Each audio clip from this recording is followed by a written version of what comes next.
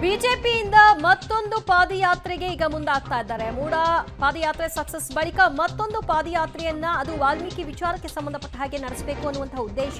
ಆ ಹಿನ್ನೆಲೆಯಲ್ಲಿ ಹೈಕಮಾಂಡ್ನ ಒಪ್ಪಿಸುವ ಕಾರ್ಯವನ್ನು ಕೂಡ ಬಿಜೆಪಿ ನಾಯಕರು ಮಾಡಿದ್ದಾರೆ. ಹೈಕಮಾಂಡ್ ನಾಯಕರು ಒಪ್ಪಿರೋದ್ರಿಂದಾಗಿ ಪಾದಯಾತ್ರೆಯನ್ನ ನಡೆಸಲಿದ್ದಾರೆ.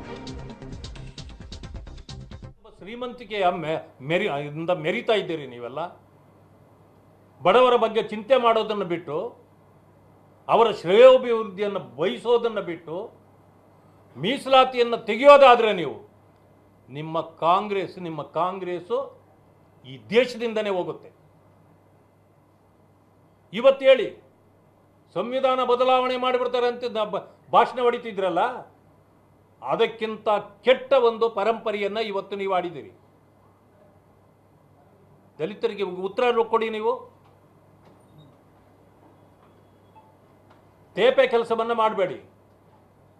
ಆದ್ದರಿಂದ ಇಡೀ ದೇಶದಲ್ಲಿರ್ತಕ್ಕಂಥ ದಲಿತ ಸಮುದಾಯಗಳು ಕಾಂಗ್ರೆಸ್ಸನ್ನು ತಿರಸ್ಕರಿಸಬೇಕು ಮತ್ತು ಕಾಂಗ್ರೆಸ್ಸಿನ ವಿರುದ್ಧವಾಗಿ ಒಂದು ದೊಡ್ಡ ಹೋರಾಟವನ್ನೇ ರಾಷ್ಟ್ರವ್ಯಾಪಿ ಮಾಡಬೇಕು ಅಂತೇಳಿ ಸಮುದಾಯಗಳಲ್ಲಿ ನಾನು ಮನವಿ ಮಾಡ್ತೇನೆ. ಇವತ್ತು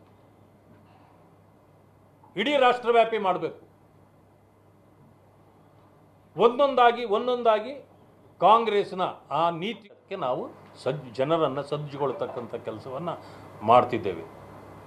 ಕೊನೆಯದಾಗಿ ಒಂದು ಮಾತನ್ನು ಹೇಳಲಿಕ್ಕೆ ಬಯಸ್ತೇನೆ. ಗುಲ್ಬರ್ಗ ಯಾವತ್ತೂ ಇಲ್ಲದಂಥ ಪರಿಸ್ಥಿತಿ ಇವತ್ತು.